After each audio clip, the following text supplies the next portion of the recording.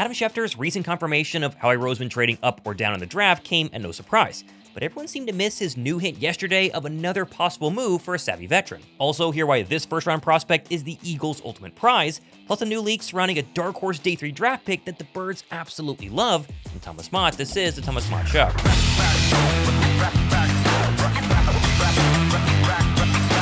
When we talk about the Eagles and the NFL draft, defensive linemen have always seemed to be very high on the list of Howie Roseman's favorite positions to take early on. From Brandon Graham during Howie Roseman's first draft as the Eagles GM to recently the double dip in round 1 with Jalen Carter and Nolan Smith now 3 drafts ago. In essence, Howie Roseman loves drafting defensive linemen. So naturally, less than 3 weeks away from the NFL draft, you start to consider who Philadelphia could take at number 32 overall. An edge rusher seems to be the premium position, especially since the Birds seem at the moment to be high on Sidney Brown and have Justin Simmons, recently talking to Kay Adams, waiting in the wings to possibly be added to the Fangio defense after the draft if Philadelphia fails to get into the safety mix. You know exactly what you're getting out of me, and I know exactly what I'm getting out of them because I've been in the system. I still have a ways to go to mastering it, but there's some things and nuances that I know that Vic likes, that I know that Christian Parker likes. And I think I could really help in that area. But when I look at this year's edge rusher class, there's a ton of very good players, from Abdul Carter all the way down to Walter Nolan. However, I think Philadelphia is starting to narrow in on one player in particular as their dream scenario for round 1. And that is Marshall's Mike Green. I think besides Abdul Carter, Green is one of the most freaky athletic edge rushers in this entire class,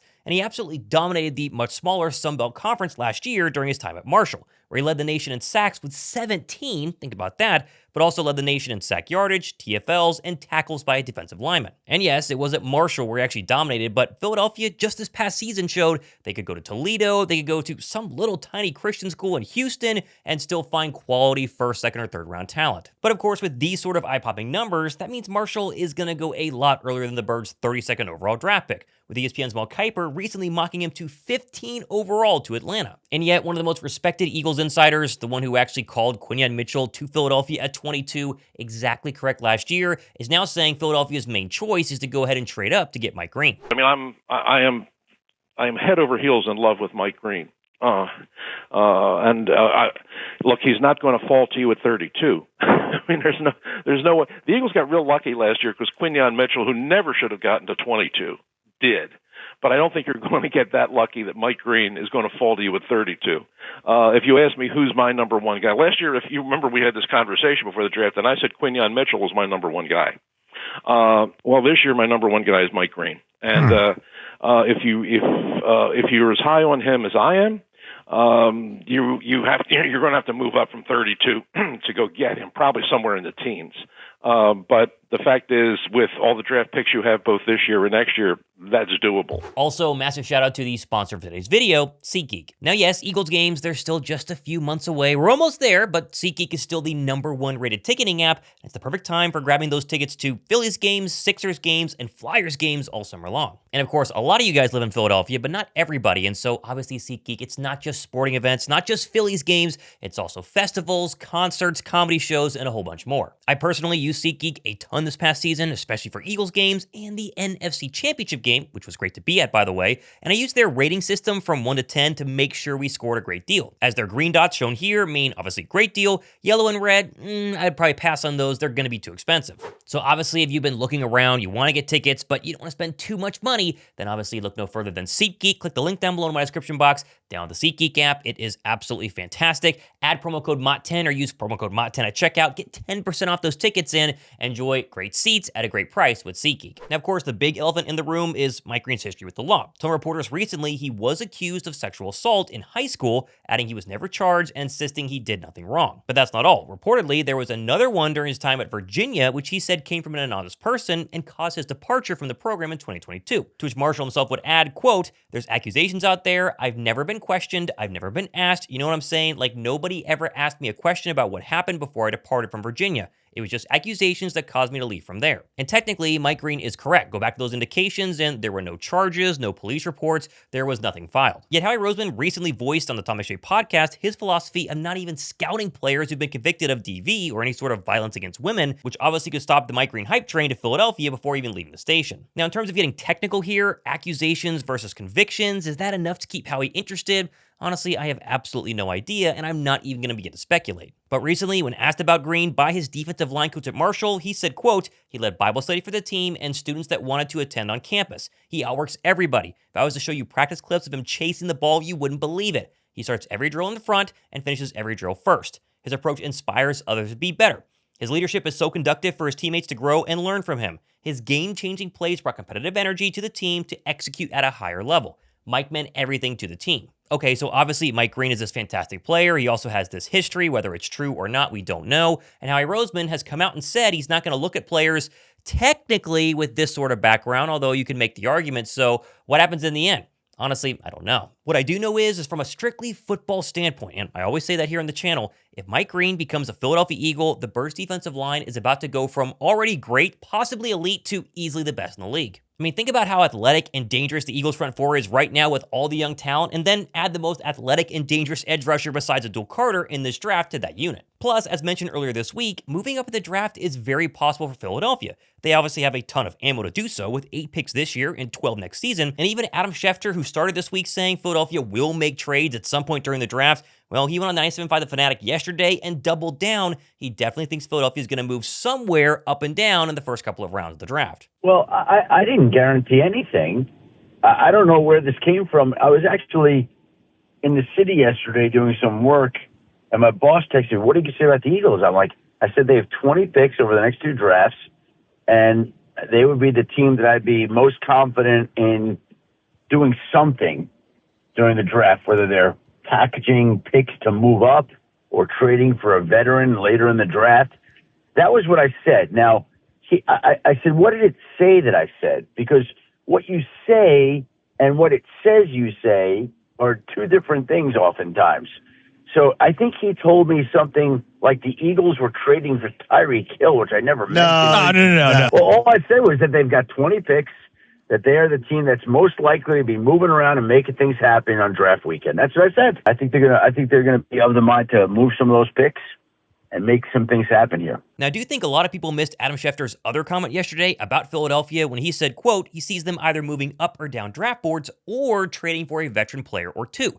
That would be your defending champion Philadelphia Eagles. And I think most of us, including myself, have not thought about trading for an actual veteran player during the draft. We think trade up in the draft for a pick, trade back in the draft for more picks, trade Dallas Goedert, but trading for an actual veteran makes some sense, and there are a couple of names out there that I think Philadelphia would like. The first is actually somebody who was just in Philadelphia and now Bears running back DeAndre Swift, whose lackluster 2024 campaign has left the Bears looking for an upgrade. Swift obviously has the familiarity in Philadelphia, and I think could be a solid backup behind Saquon Barkley after Kenny Gainwell's departure. The big hurdle, though, is that he's still due $7.25 million in base salary in 2025, which is obviously a massive issue, but if he were to restructure, then Swift to Philly could make a ton of sense. Next, how about Packers linebacker Quay Walker, who I think could be the perfect insurance move for Nakobe Dean, whose dislocated kneecap is going to be difficult to get healthy probably in time for week 1.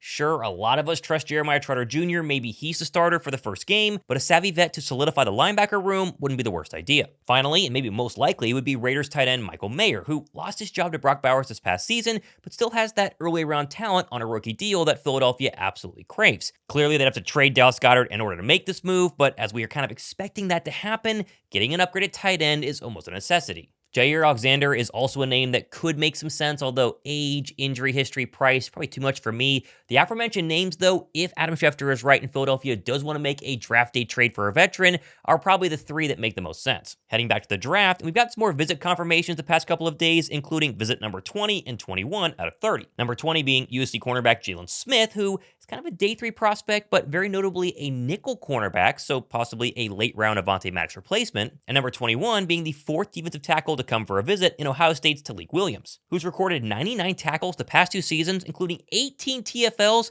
is an absolutely massive number for an interior collegiate defensive lineman. Next, Anthony DeBona dropped some interesting news this morning that Philadelphia, according to sources, has met multiple times with Boise State edge rusher Ahmed Hassanein, who again is a day 3 prospect, but one right in Vic Fangio's wheelhouse. Hassanein is also looking to become the first Egyptian-born player to be drafted in the NFL in NFL history. Despite never playing football in his entire life until 2018, he recorded 22 sacks the past 2 seasons as a Bronco and is an absolute freak of an athlete. I get used to this name, guys. I think he could easily be a day 3 pick for the Birds that we all eventually fall in love with. So according to my count, we have 8 top 30 visits left in Philadelphia. They've done 22 so far, or have scheduled 22 so far, 8 left. Still no Nick Emmanwori, still no Malachi Starks, no Mike Green. They really aren't looking at these mid-teen level picks in the first round, and maybe they'll come with these final 8, but it's still pretty surprising. Moving on to a fun story yesterday, and we had a little BG media tour with a stop in the New Heights podcast and the Kelsey brothers, where he dropped a pretty interesting nugget on just how close he came to not retiring last month and staying for one more year. You killed the speech, and not only that, you killed the lead up to the speech. You had the social media with the Rocky Balboa statue. Check out my man with the cleats. Oh, man. Yeah, you already know. You already know. I wanted to do something so Philly, man. That was a Philly thing where I was like, man, where can I hang my cleats up somewhere in Philly? And I was like, ooh, the statue, Rocky Steps. It just worked out so good, man. And that's how I know it was the right choice. Cause of course I called Howie like, hey, I can still cancel this thing, man. What's up? Yeah. So, hey, that is something I definitely wanted to ask you, because I know you said before the season it was going to be your last year, but you were playing so well. Yes. Did you second guess this at all? I'm going to be totally honest with you. I wanted to give it another run because I got hurt. And I was like, man, I got a whole bunch left that I can still do. I prayed before I had went in the day before. And I was like, I'm going to put it in his hands. If we don't come to a conclusion that we can do it again, I ain't even going to fight it. So when I walk in, he like, BG, like, what you want to do? I say, man, what you want me to do?